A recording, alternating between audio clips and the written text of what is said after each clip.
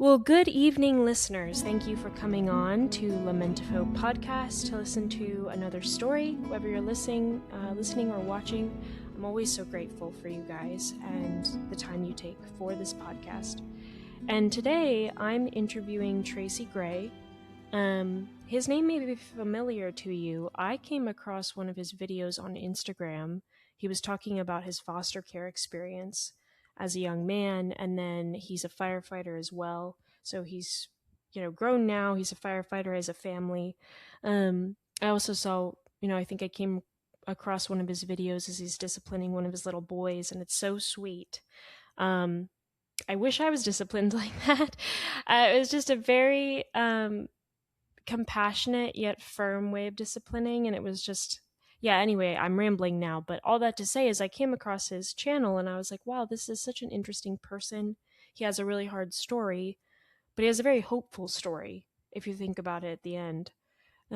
Still hard but hopeful.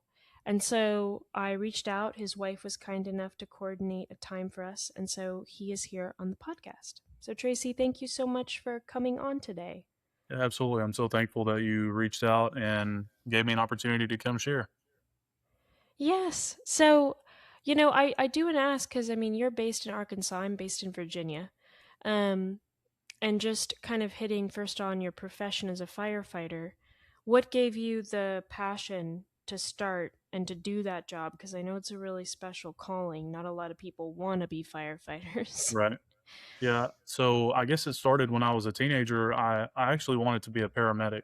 I wanted Okay. to I wanted to be in a field where every day was different and where it was chaotic because I knew that I grew up in a chaotic situation and I knew that I wanted to help people. So I just assumed as a kind of a dumb teenager that if I already know how to deal with chaos and I want to help people, maybe that's the field for me.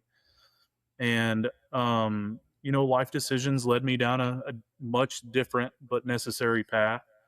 And then once my life had kind of I don't know, I got on a better path, let's say. Um, my father in law reached out and said, "Hey, you should apply for the fire department." Hmm. And I said, "Okay, I'll give it a shot." But I was able to join the fire department and get my paramedic, and it took no time at all to realize that this was the field for me to be in. I love every day I get to serve the community. Um, yes, it's chaotic at times, but it's kind of my comfort zone. Oddly enough, when everything is going crazy, I don't know. I just find peace in being able to operate and do my job. Yeah. Well, you're bringing some structure to a chaotic situation because everyone else is freaking out most of the time, and then when you have the fire department or EMTs, paramedics, when they arrive, they bring some sort of like, we've got a plan. What's the next thing we can do? Right. Um, that's always been a comfort to me whenever, I've interacted with them. But um, can I ask what do you think is the hardest part about your job? Seeing the hard side of humanity, and a lot of times it never fails. The layperson or the public will ask a firefighter or a paramedic or a law enforcement officer or even military personnel, "Hey, what's the worst thing that you've ever seen?" And don't get me wrong, I've worked some horrific calls in my career, but it's typically not the patience or the scene that is so hard. What's so hard is seeing humanity not doing well, I guess, or seeing families grieving over a tragedy, or seeing families grieving over someone's really poor decision. Hmm. The situation that comes to mind for me, I worked a shooting in which a 4-year-old was struck, and she was just an innocent bystander in the situation, and she died. And just seeing her family fall apart after all of that was really tough. There's a lot of situations that we do in the fire service, EMS, law enforcement that people don't think about until you're in the moment or until you're in it, experiencing it. And to see humanity struggle so hard sometimes, it's tough. And if you don't reach out and talk to people and decompress, it will certainly compound and catch up to you. Yeah. How do you know when to stop fighting for someone's life? Because I mean, I've seen these stories about, people doing maybe CPR for like 20 minutes, or just some crazy stories of people being resuscitated after such a really long time. Right. How do you know as a paramedic when to stop trying? So I can't answer for all EMS services, but in our area, we have protocols for basically criteria for field termination of resuscitative efforts. And Okay. it's based on signs and symptoms, cardiac rhythms, how long has the patient been down. Now, with that being said, I've also been involved in a cardiac arrest of a hypothermic patient that lasted 3 hours and almost 50 minutes. It was Hmm. almost a 4 hour cardiac arrest. Um, it's really based on the way the patient presents, their cardiac rhythms, the interventions that have been given, and how they react to them. Unfortunately, in our field, we tell this to our new guys and girls. Unfortunately, people die, and Yeah. it's not our job to be Superman or God. It's our job to be really good at what we do. It's our job to be good at knowing our medications, our interventions, our ACLS protocols, which is advanced cardiovascular life support or pediatric advanced life support. It's our job to know our protocols, be good at what we do, be good at our physical skills. So when the calls are going to come, when they come in, we are on top of our game. Everything else is, I don't want to say predetermined, but it's to an extent predetermined. Yeah, that's true. Is there, I would think after a while you would kind of, because you're gonna see, I'm thinking, and you can tell me if I'm wrong, that you're gonna see similar things over and over again. Heart Correct. attacks over and over again, cardiac arrest over and over again, bad decisions over and over again, just different people. Um, is it hard to, like, how do you know if you're becoming numb toward the situation? Like it's not really affecting you that much anymore. Like how do you know, okay, this is good. I have a boundary so it's not destroying me or wrecking me, which it Yeah. shouldn't. But at the same time I should still care to some Yeah. extent, and feel something. How do you balance that? How do you know when that boundary's going too far, too close? That's actually a really, really, really good question. And it's a question that we weigh with our recruits at the fire department. I'm one of our training officers. I'm also on our peer support team, and I'm one of our chaplains. And the easiest way that I know how to answer that is we tell our new guys and girls, if it doesn't bother you, there's a reason it doesn't bother you. Either it is compounding or you're not handling it correctly. If you are completely correct on we see redundant calls and we see tons of death, cardiac arrests. There does come a point where you work a cardiac arrest and you're like, well, this is the third one this week. I hope they make it, but they're probably not going to. For me personally, if I finish a code and go, you know, okay, cool, let me go back to what I'm doing and not have that split second of, man, that really sucks. I hate that for them or I hate that for their family. I know when I started getting to the, like, I just want to leave the scene and be done with it and not think about it, that's when I should have been reaching out and talking. And the 4 year old was the snowball effect of that. I didn't reach out and talk to people like I should have over that. And that's, I want to say also, because there's such a stigma on, not just men, but firefighters, paramedics. Um, it's okay not to be okay. The Yeah. things that we see are not good. And the fire service, law enforcement, EMS used to be, suck it up, Buttercup. This is your job, and that's how we have so many suicides in our field. It's not like that anymore. Not at our fire department. I'm so proud to be able to say that we've taken initiative. Um, but when you just stop caring about hurting and suffering people and you just can trudge through your day like it's nothing, that's probably when we need to start reaching out and talking to people. Yeah. Was the 4-year-old kind of a breakdown for you in seeing? Because it's interesting you say that, because the paramedics and the EMTs I've talked to, a lot of them, it's when it comes to kids, it really hits harder than it is when it's like an older person, because it's like, it's not that they want an older person to die, but it's expected that an Correct. older person will die at some point. But with a little kid or a young person, it's kind of like, no, like this is unjust. They had so Yeah. much longer, they didn't get to be old. And there's something about that in particular that it's really Yes. hard. Well, and my son, our oldest, was near the same age and was very similar in size. So when I got into the ambulance and saw that law enforcement was doing compressions on a baby, a small child, um, I've always been very good about suppressing emotions in the moment, and just like Hmm. I tell our people, emotions kill people. When we're on a scene and we're working a call, we don't have time for emotions. We have to perform. We have to go into work mode, and we have to put all of that to the side, and we have to make sure that we're on top of our game after the call. Be emotional if you need to be, or if you want to be.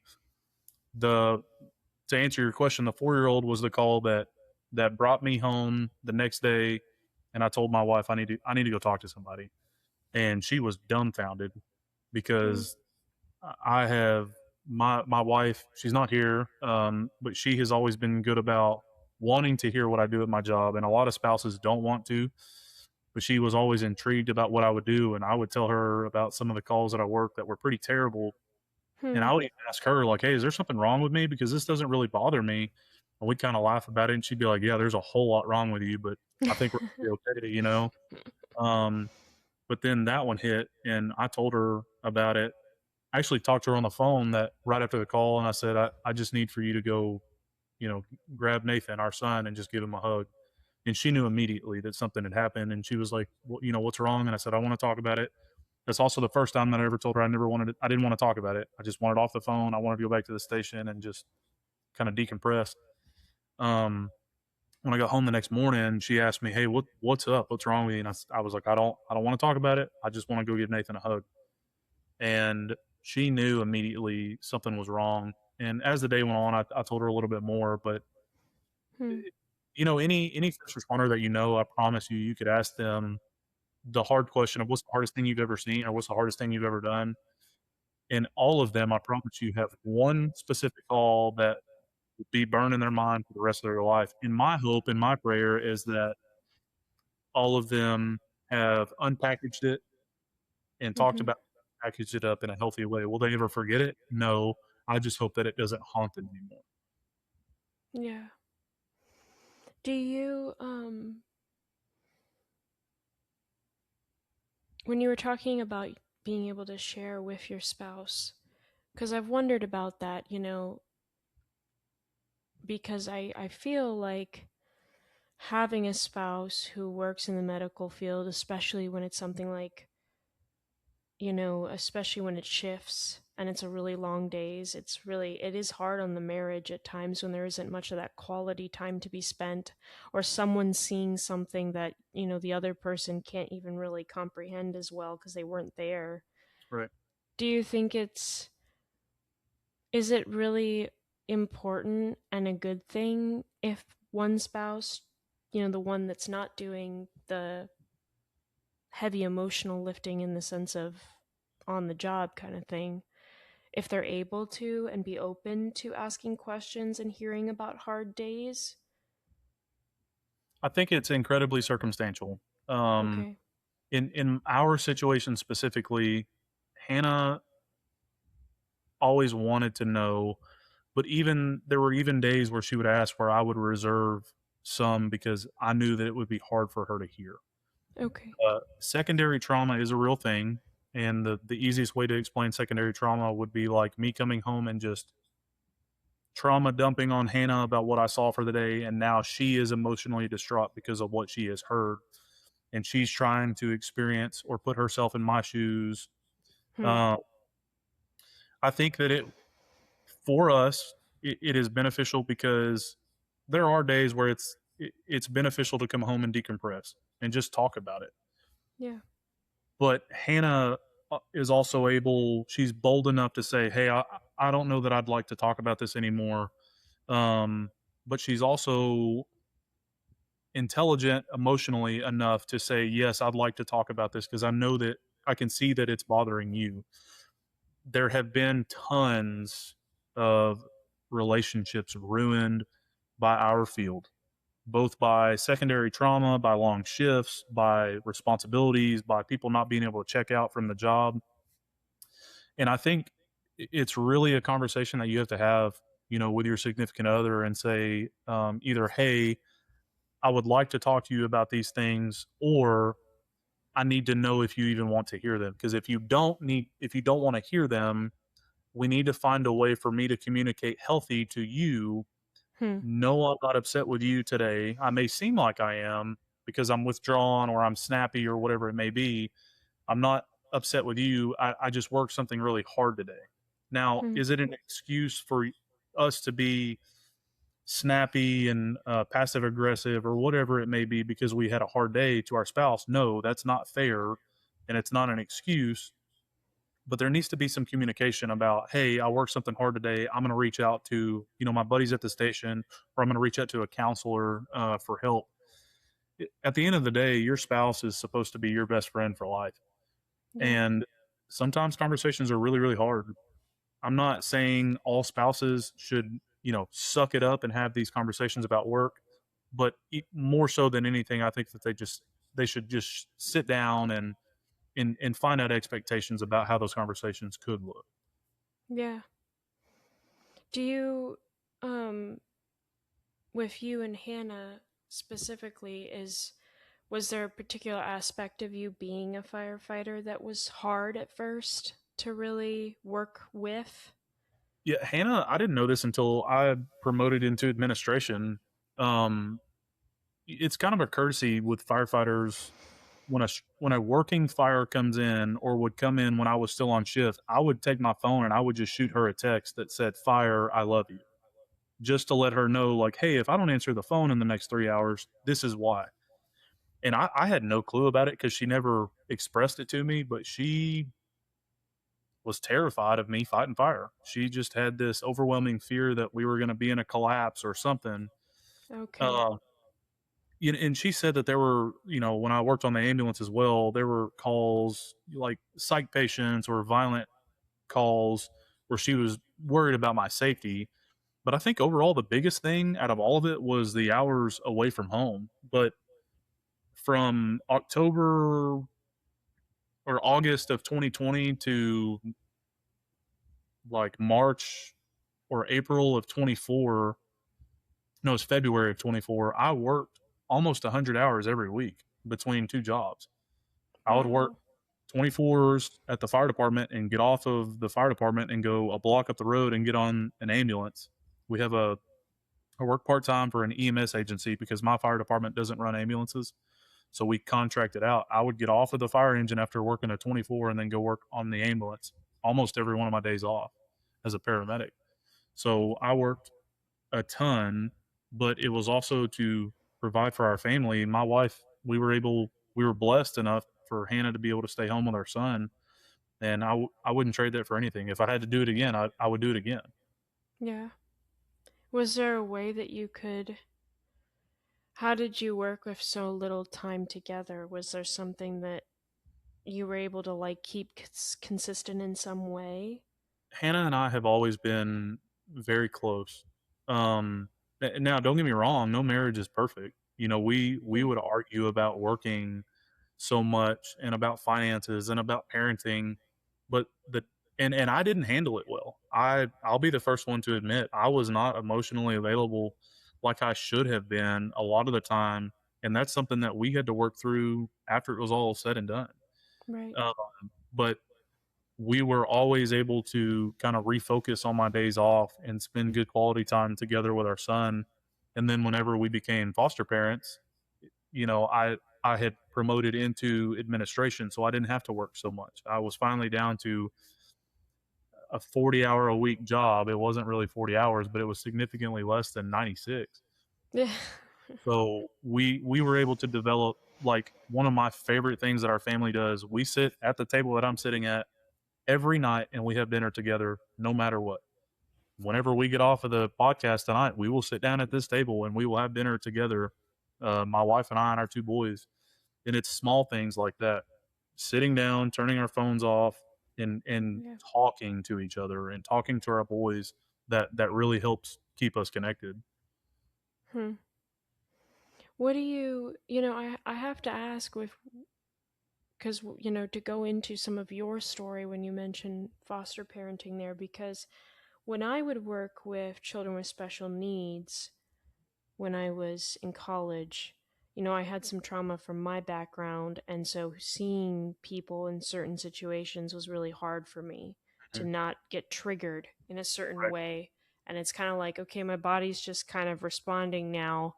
Your breath starts going, getting a panic attack, whatever it is, but you're in the middle of the moment and, you're really trying to focus on the child that you're trying to care for. Right.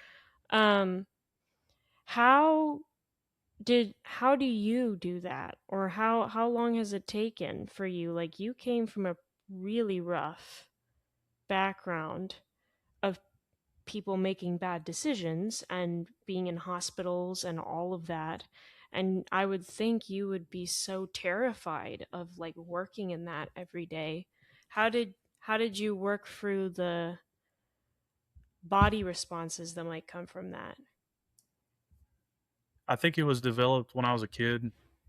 Yeah. So, um, my biological grandmother on my mom's side, my maternal grandmother, and I know we're going to get into the story, but my biological mom, when I had to go visit her on unsupervised visits when I was a foster child, was very violently abusive, physically, emotionally, and sexually.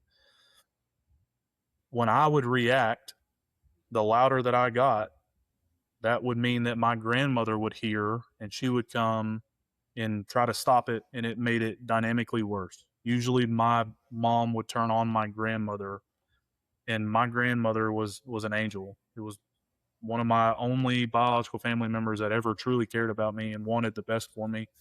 Hmm. As I can remember as a little kid, being more distraught that my grandmother was now caught in the mix of violence than I was. So it was almost like a training of shutting up and Okay. suppressing everything that I had going on. That way she wasn't brought into it. As a foster parent going through the foster care system, I, I'm not going to say it's similar, but I knew that there was a greater goal at hand. Um, I didn't want to be a foster parent, if I'm being honest. My wife wanted to foster, and I was like, nope, don't want to do that. I don't Yeah. want those cars in our driveway. I don't want to deal with DHS. I don't want to deal with caseworkers. I don't want to deal with a judge. And my wife likes to tell the joke that we compromised and we became foster parents.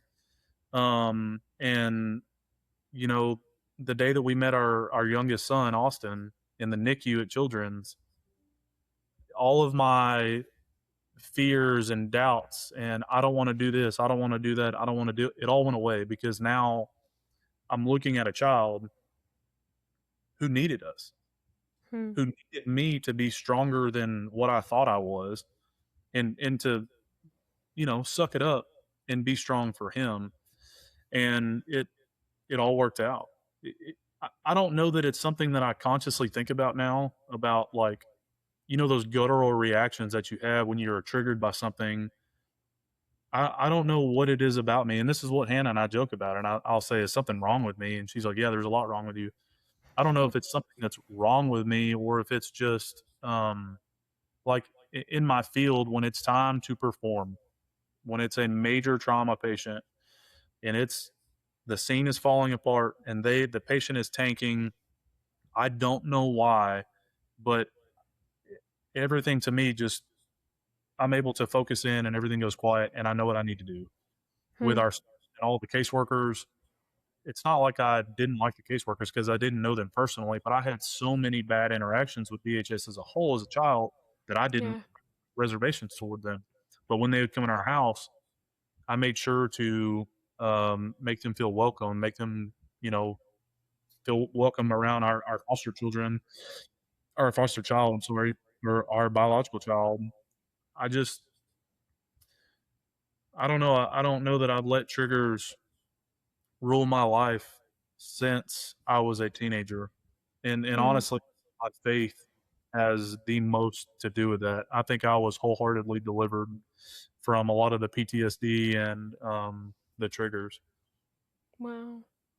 So can you tell me, and for people listening, who don't know your story or haven't heard any of it before, how did you grow up?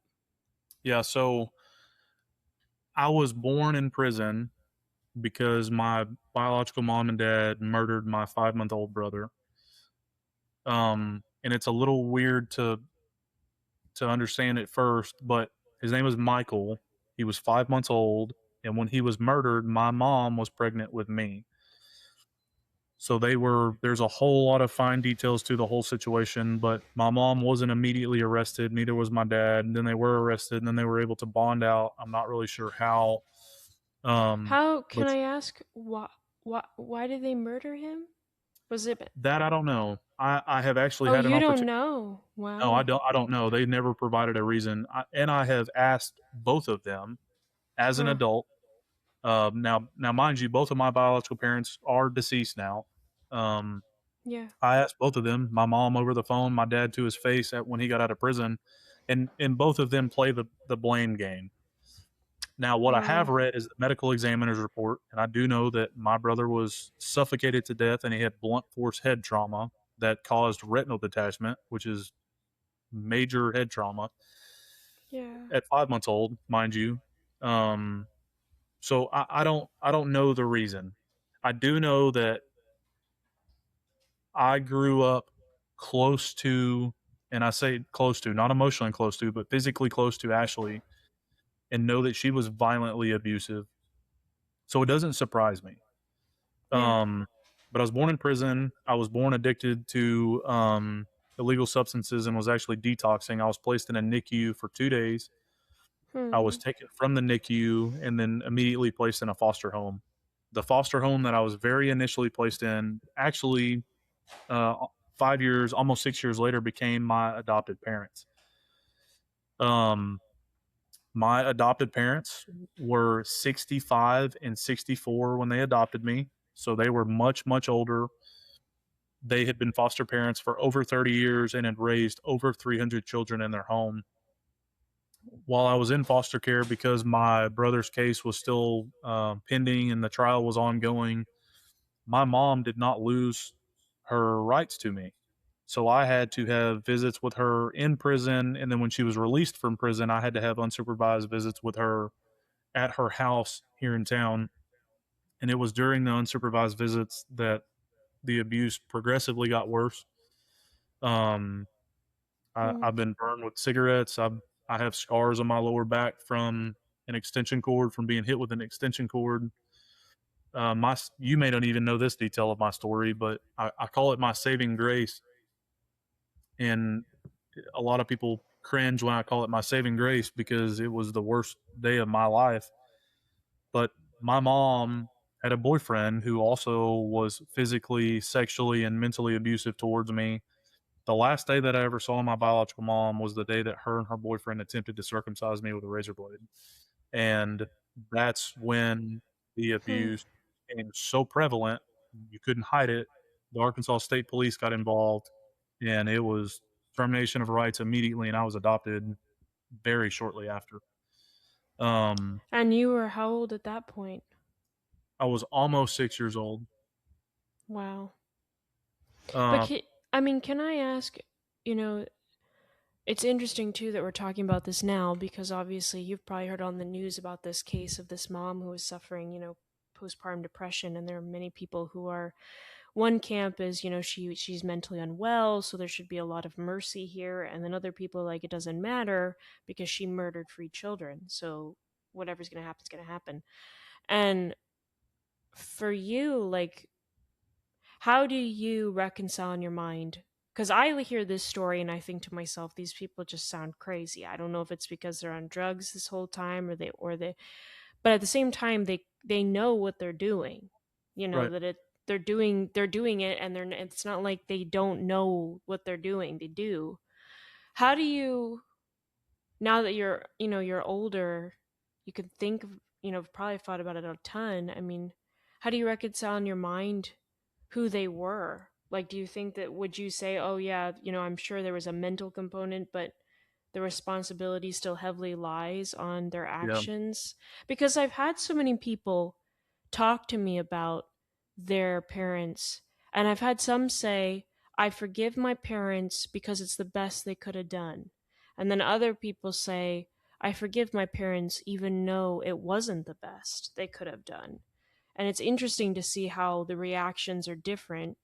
Um, but I just wondered for you, like, how do you see it? Yeah. So my biological mom was low IQ per court documents, but she was not so low IQ that she was rendered unfit. She knew what she was doing. Yeah. And as a child, I had no clue why she was the way that she was. As an adult, after speaking to her, because once I was adopted, the communication didn't stop. She had my parents' phone number. My parents had the same landline for like 50 years. And every birthday, every major holiday, she would call. And it was always the same thing. It's my fault that I was abused. It's my fault that I was taken away. It's my fault that I was adopted and I'm no longer a part of her family. It's my fault that she's suffering. I think that hurt people hurt people. I think that I know my biological mom reported that she was abused when she was a child.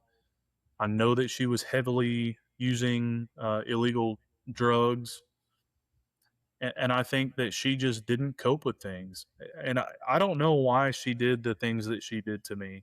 I wrestled it for a long time. Even Hmm. more so, what I wrestled with is I don't know why DHS didn't do anything when you could tangibly see burns and lacerations and bruises. Yeah. Why did it have to go on for so long? And I still don't have an answer to that. I finally had to come to peace with, thank God I survived it and here I am. I had to forgive my parents, not because it was the best that they could do and not because it wasn't the best, but because I had to forgive them to let go of my anger. I was Right. so bitter and angry and scared. Um, I had the same nightmare every night. I was clinically diagnosed with PTSD at the age of 8.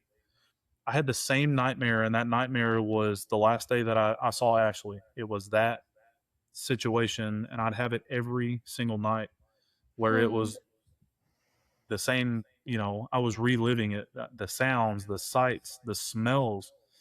It was like it was, I could never get away from it. And I didn't find peace from it all until I finally forgave Ashley. Not for me forgiving her wasn't saying that what she did was okay. Me forgiving her wasn't saying, "Hey, let's restart," or letting her in. Me forgiving her was saying, "I'm done with the anger. I'm done with the hurt. I don't know why you did what you did, but I'm forgiving you, and I'm literally taking the key to the shackle that's around my leg that you've had on me for 20 years, and I'm taking it off and I'm throwing it away. I'm washing my hands and I'm moving on." Yeah. Uh, Now, I also made the decision to call her, or not call her. She called me because I knew she would. It was a um, I don't remember which holiday it was, but she called me like always, and it was during that phone call that I decided to tell her that I had forgiven her, and it blew up in Hmm. my face. Forgive me for what? This is all your fault, and we started again. And it was that phone call that gave me confirmation that there's nothing I can say or do that will Yeah. ever change her opinion. And I finally was able to just wash my hands and move on. And I didn't speak to her again until she passed. And she passed, I think it was in 2020. Might have been 2022. One of my biological uncles called me and notified me that she had passed. Did that feel relieving in a weird way? I was mad. If I'm Yeah. being honest, I was actually really, really mad when he told me that she had died. And this is just me being selfish. And I'll try to explain it. But part of me as an adult wanted to sit down in front of my mom, Ashley, and just look her in her face and tell her that she didn't win. And that's incredibly selfish. That's not necessary. It doesn't benefit anybody. In my Yeah. mind I thought it would benefit me. It doesn't benefit me because she doesn't care. She would not have cared. So initially I was angry because I wanted to tell her you didn't win. I've only ever had one dream in my entire life. Even now, I can't think of any big hopes and dreams other than being a good dad and watch my kids grow up. But my one dream in life was to have a family of my own that DHS could not take away from me, or that another person couldn't just reach in and take away from me. And Hmm. I found that dream in Hannah. And with Hannah came our son Nathan, and then eventually our son Austin. And again, selfishly, I wanted to look at Ashley and say, "You didn't win." Am I messed up from some of the things that happened? Yes, but I've worked through them. I'm doing okay. I have a good family. I have a good job. I have a future, and I have children that I will love and cherish like you didn't. And again, is that beneficial to anybody? No, it's not. So I'm glad that everything went the way that it did. And then I got to thinking about it, and this baffled my wife. And maybe if I really sit down and think about it, it's hard for me to understand too. But the more I thought about Ashley's life, the more it made me sad because she lived no life worth living. She was 18 years old when she was convicted of the murder of her child, and she took a plea bargain for endangering the welfare of a minor. She only served 18 months for killing my brother Michael, and then she got out, Hmm. lost me after all of the abuse that she put me through. She ended up having another son who she lost in Texas, which I found my little brother in 2015. And then she lived such a hard life. She died at 44 in a nursing home. That is no life worth living. Yeah. I can't imagine her ever have finding joy. There's a difference between joy and happiness. Happiness is circumstantial. Well, I can find happiness in conversations or in, physical items. I can find happiness in food, Yeah. but joy is something that is present with us even in the hard times. We can find joy. For example, I lost my adopted dad, died last Friday, and we had his funeral on this last Tuesday. It Hmm. was during his funeral, though.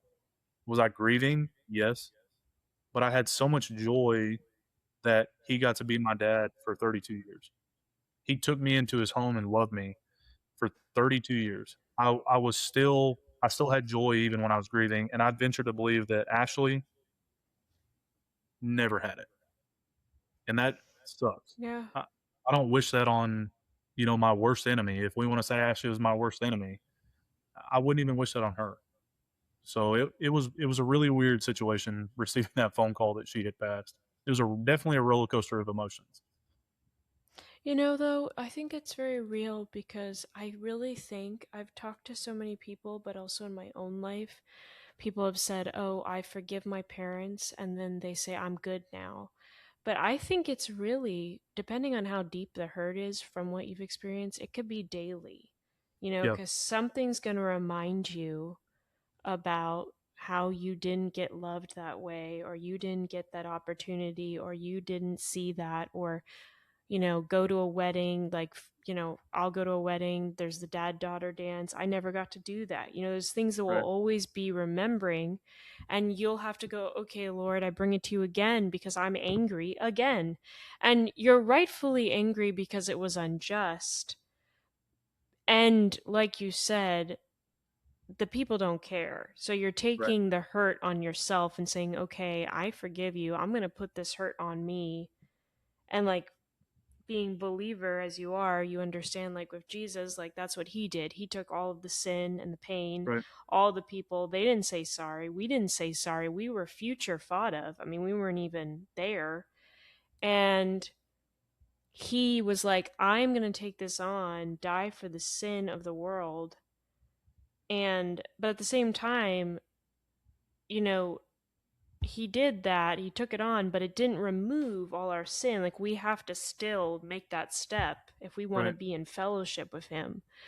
But it was like, I really do think when you say that you were angry, like, yeah, you're angry because it's another reminder. The person died. I never got to sit down with them and say, "You were bad, you were wrong.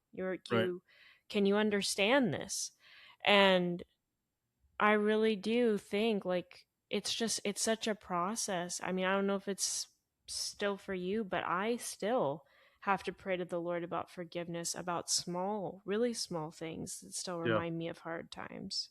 Yeah, don't get me wrong. I'm not every day is not butterflies and tulips. And there are things that um and I can't think of an example currently, but I used my trauma as such. I don't want to call it a crutch, but I let it rule my life for so long. When I became Right. a teenager, I got I went way down the wrong path. And something to note also, my biological not my biological my adopted dad was a preacher. He was a missionary Baptist preacher for like 50 years. I grew up Hmm. in church. I was in church Sunday morning, Sunday night, Wednesday night, the first Monday of every month at a youth rally. I was very involved in church. Um, but I still went down such a hard path because I was so emotionally distraught and I got addicted to drugs. My drug of choice at 18 was crystal meth. I attempted suicide for the first time August 31st, 2009. My mom and my best friend found me hanging. Um, by 18, I had been Oh in no. 13 different facilities, whether they were mental health treatment facilities, jail, or substance abuse rehabs. And then at 18, I was put into a program called Teen Challenge. The name is a little bit misleading. It sounds like it's just for teenagers. It's not. It's an adult program. It's a 15-month residential program. Um, so that's when I finally like got it right. If you want to say Hmm. my birth date is May 13th of 2013, and that's the day that I went into Teen Challenge. Um, but I let my trauma and my grief and my hurt rule my life and control my life up until 18, Hmm. where I would see a trigger and I would just dive bomb. I mean, and it was not good. I'd go on a bender, or I'd get, you know, way spun out. I went through juvenile drug court and just failed that miserably. Um, I think as an adult, I have, I don't want to say conditioned myself, but I'm to the point now where if something triggers me, I'm able to identify it immediately and Yeah. retrain a lot and just try to be, I say positive about it, but really more real about it than Right. anything. Yeah. Um, I try not to be a optimist or a pessimist, but really I try to land right in the middle and be real and let's be legit. And for me, that just seems to work. Now, don't get me wrong. When something really bothers me and really gets under my skin, I'll talk to Hannah about it, or I would talk to my parents about it. But both of my adoptive parents have since passed. If I can't talk to Hannah about it, I just take it to be 11. And a lot of times that's the easiest thing to do. And I think as as people, we have become so scared of admitting that we're hurt and admitting that something has triggered us again, Yeah. because I feel like as a society, it has trained us to be like, it's already done, it's already over, you've already been forgiven, or you've already asked for forgiveness, just get over it. But it's not. A lot of what we go through is not a just get over it situation. It's a perpetual lifetime Yeah. that, and the scar's still there, I'm still healing. And I think that's okay. Some people can shut the door and never look back. There are situations on my life that don't bother me in the slightest, that Yeah. definitely cringe about, but and then there are other things that are so minuscule in the grand scheme of things that still get under my skin that, like, to most people are just frivolous. And to me it's not. Yeah. And I just have to work through it. When when did you because I know you've mentioned your faith, when did that become something that was serious for you, that internalized? So like I said, I grew up in church. I knew the message of Christ. But even as a kid, I thought, I knew, like, if the message of Christ is right here, why are so many Christians over here? Right, sure. Why aren't these two meshing? I feel like, honestly, I feel like Christians push non-Christians away more than anything. So I remember I was like 8 years old the first time that I thought that I had accepted Jesus as my Savior, May the 5th of 2002. Actually, um, when I finally met God, and said, "Here it is. Here's my life. You can have it. I can't do this. I suck at driving this car. I really need some help." I was about 7 months into Teen Challenge, and I did Mm. not want to go to Teen Challenge. I did not want to go through the program. I knew that I knew what it was. It's a faith-based program, and I knew that in that program I would have to face all of my hurt head on, and I didn't want to do it. I wanted to leave all of that in the closet and keep the door shut and keep it locked so no one could see in and none of that could get out. Yeah. But I didn't. But what I didn't realize is that the longer I kept all of that in the darkness, the longer that Satan had control over me. He was literally the puppeteer. He had all of my trauma just in the background. Life's going good. Let's bring the trauma back up, and now it's not. Right. And so I finally realized about 7 months into Teen Challenge, if I don't get this right now, I won't see 30. I won't live till 30. I had a total of 4 suicide attempts and multiple overdoses, and I knew that this was my chance to get it. And as uncomfortable as it was, I finally took all of my hurt, all of my story, and actually it was an exercise. I wrote down my life story on a piece of paper, all of the details. It took me forever to do it. And this is what one of my pastors recommended that I do. I wrote a letter to myself, and I wrote all of my trauma down, and I took the letter and I went down. There's a river that runs through, or a creek that runs through the home center at Teen Challenge. And I read it out loud to myself, and then I burned it. And it was like this symbolic, like, here it is, I'm burning it, I'm letting it go. And I was able to open up to some of my pastors, is what they call them. They're like counselors. Hmm.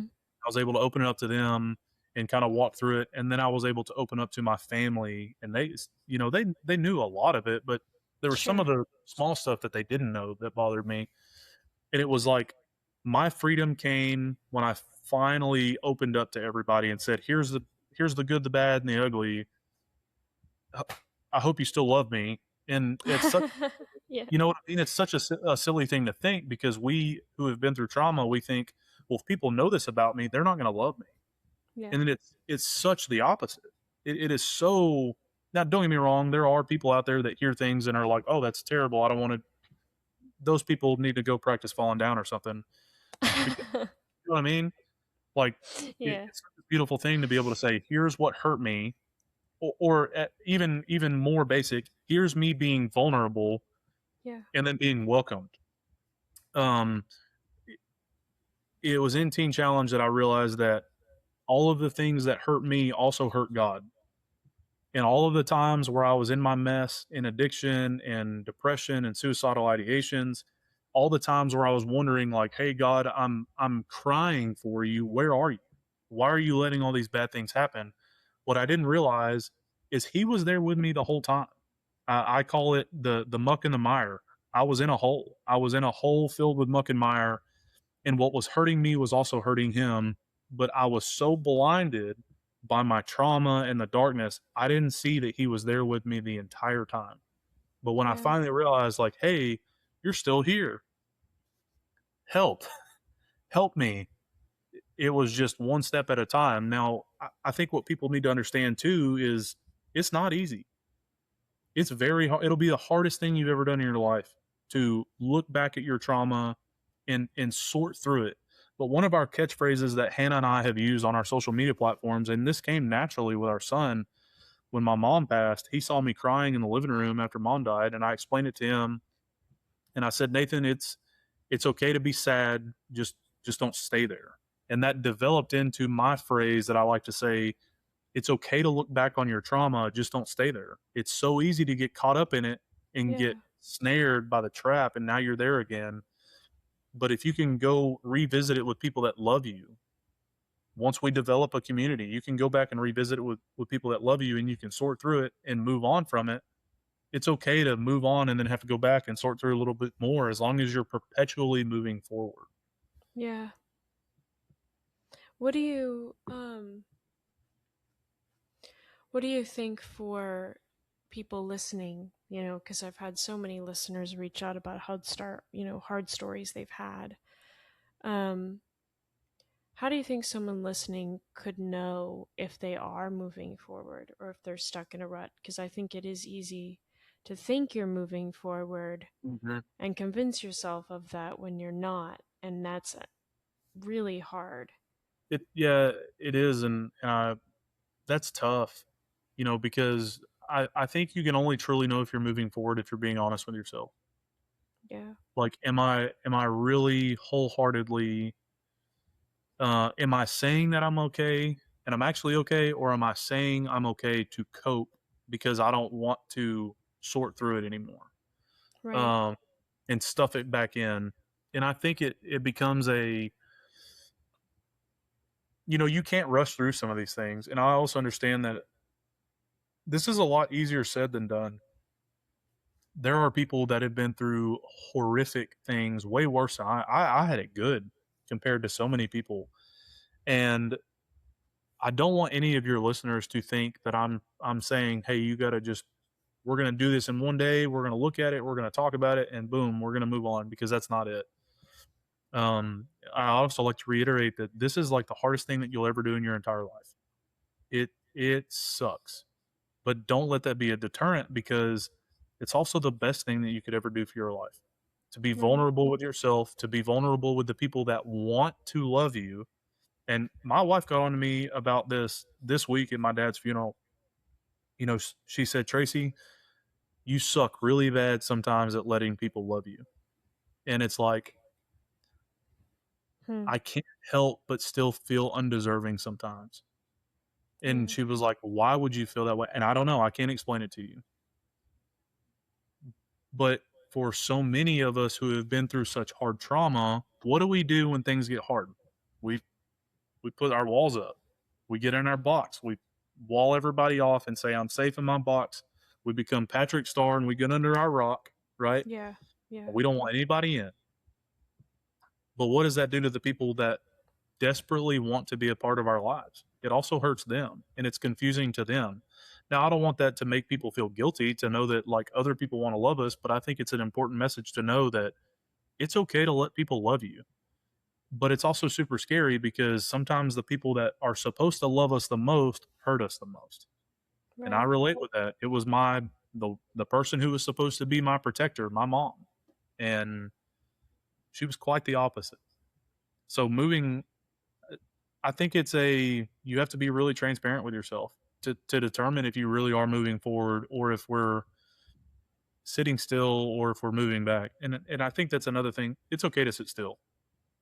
Sometimes we have to just hang out where we're at, process everything, and then take a Yeah. baby step forward. And the other side of that too is don't get frustrated if we take steps backwards, but don't let it control you.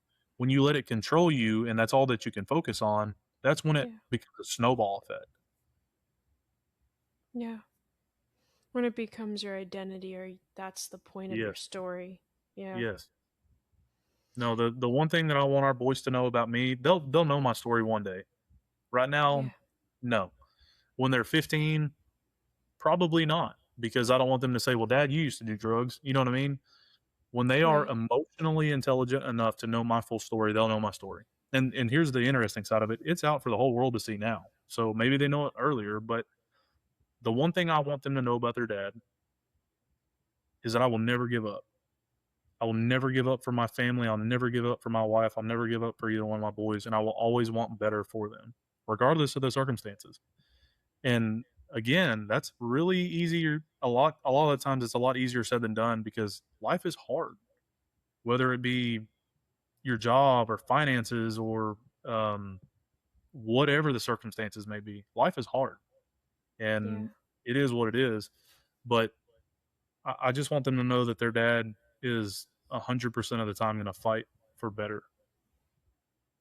Is there anything that because I would think you're hyper vigilant about being a dad. Like you said, like your dream has been to be a good dad. Yeah. So that I can see that even becoming an idol in some ways in your life, to the point where if you make a mistake, like you're like, I'm a failure, like that, I'm done. Yeah. Like I made a mistake, I'm over. Which obviously you will make mistakes as a parent, but when it actually happens, it hits really hard when you Yep. realize it. What is there like an example you can give, or something that you like for you was like you saw something you did or said or thought that you were like, man, I knew I didn't want to ever do that and I did it. And then how did you go from there? Yeah, I can remember telling Hannah when Nathan was younger than 2 years old. When I was working so much, I always wanted to be a present father, always. But I can remember telling Hannah, "Well, Nathan is too young to remember me being gone." Is it to an extent? Was that true? Yes, he doesn't remember me being gone, but on the same side of the other side of the coin, he does. It did affect him me being gone. Um, and when I finally, I guess, got to the point in our life where financially I didn't have to work as much, or really it was when Nathan and I realized that he wasn't a baby anymore, and I had missed his baby stages because of how much I was working. It hit me like a ton of bricks. It was, I mean, it wrecked me, and that's one of the reasons why I was so thankful that we adopted Austin, because I get to relive the baby stages. Is it with Hmm. Nathan? No, it's not, but it's still very special. Hmm. I'll say another thing too. I was very strict with Nathan, and it was usually always safety oriented. Like, do not get on the couch. No, don't touch that. And I was a helicopter looming paramedic dad, and I was just very strict. Now, with that being said, we if you were to meet my son tomorrow with no background of who he was, I'd venture to believe, and I don't say this as Nathan's dad, I say this as like a realist. I promise you, if you met our oldest son Nathan as a 5-year old, you would at some point in the time that you were meeting him would think this is the most well behaved and polite kid I've ever met in my life. And I'm so thankful that I can brag on my son like that. But it also came from being overwhelmingly strict. And I learned a hard lesson as a father that kids, they don't need overwhelmingly strict. They need discipline, but that discipline for children kind of looks like redirection. You know what I mean? Right. Like, Yeah. I'm Yeah. just going to redirect them. I'm not going to put a hard stop on what they're doing because they need to be able to explore. Austin, I learned those lessons, and he is very different than Nathan. He's still a very sweet and still respectful kid, but he is much more adventurous. He definitely is the second child. He keeps Hannah and I on our toes for sure. And Nathan the whole time is just like, "Hey man, you probably don't need to do that." And Austin's like, nose diving off the couch. Not really, but it's. I learned a couple of hard lessons that, like you said, I chopped it up as me being a failure as a father, and I even had to talk to Hannah about it, and she was like, "Dude, I could, give you a knuckle sandwich for thinking that." Um, but that is one of my negative characteristics. I am hypercritical of myself, as I think most people who've been through trauma can be. Yeah. Uh, but again, you just talk about it with your spouse and bring it to God and kind of refocus and recenter. A lot of the times, we are all way too hypercritical of ourselves. Yeah. It's true. So, well, I do want to ask you to be respectful of your time. Just one more question. As you talk about the Lord, as you talk about father, as you talk about mother, you didn't have parents really. You were an orphan, as I've seen you state before Yeah, in some cases. Um, and you got to see for your adopted parents, some loving people. And for your grandmother, you mentioned like someone who was kind, who would even want to intervene on your behalf. at their own cost because they loved you. They wanted your best. Mm-hmm. Um, what do you think? What characteristic of God do you think means the most to you because of all the experiences you've been through? Yeah, grace. That's easy for me to answer. Grace. Yeah. It's yeah. That's again. I feel like Christianity as a whole has been painted so poorly by Christians. You know, Hmm. the one thing that I am so thankful for is grace, because I do not deserve to sit in this house knowing that my wife and my two boys will be home soon, and knowing that she loves me, and knowing that those two boys are going to come in here and daddy daddy daddy and give me hugs. I do not deserve that, but it's through God's grace that God says you do deserve that. It's I don't deserve the life that I have because of my sin nature. I'm an imperfect person. I make mistakes daily. I strive every day to be a better person. Do I fall short? Yes, I do. But it's all only because of God's grace. It's God's grace that delivered me from the true hands of evil of my mom. It's God's grace that delivered me from addiction. It's God's grace that allowed me to find parents that loved me fiercely. Both of my adopted parents loved me with a level of just compassion that I can't even put in words. Um, Hmm. and I wasn't deserving of any of it. But it's all because of God's grace that I'm even able to be here and be able to share this conversation with you. So I think that's probably the easiest question you've asked me all evening. Oh, good. That's a good way to end then. Absolutely. Well, thank you so much. It's been such a gift to talk with you. Thank you for sharing your hard story. I know you say it a good many times, so I guess over time it can become maybe a little less hard, but I still really appreciate it. Absolutely. And like I said, it truly is a blessing just to be able to share on your platform, and just to have this conversation with you. You seem like you're a wonderful person, and thank you for what you're doing. Oh, thank you. Well, thank you for persevering, because it's those who persevere in Christ that God does allow that, like you were saying with the happiness and the joy. God does give joy to those who persevere. Right. Yeah. That's right. Absolutely.